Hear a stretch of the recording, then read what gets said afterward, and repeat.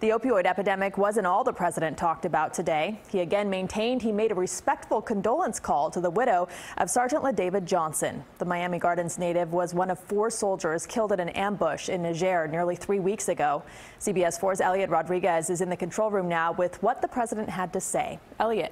Well, word about President Trump today disputed an account by the wife of a fallen soldier and a Miami congresswoman, both of whom say he was less than compassionate during a condolence call last week. He said he never forgot Sergeant LaDavid Johnson's name, adding that he has one of the great memories of all time. The president's remarks were made as he boarded Marine One for a trip to Texas.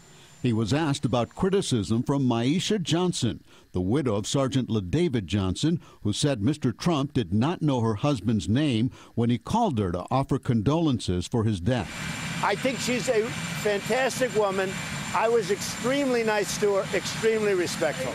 I certainly respect LaDavid, who I, by the way, called LaDavid right from the beginning. Just so you understand, they put a chart in front.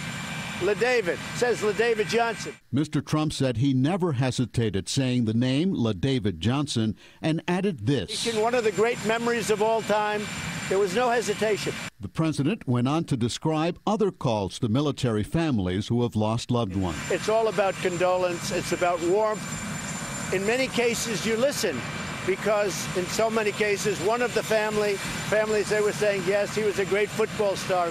And honestly, they pour their heart out, John. It's the hardest calls. They pour their heart out.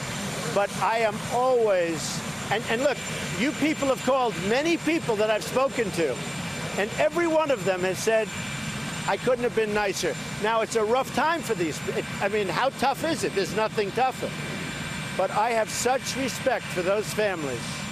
Nobody has more respect than I do. Nobody. Mr. Trump accused the media of not reporting on other calls he's made to military families, adding that everyone else he's spoken to could not have been nicer.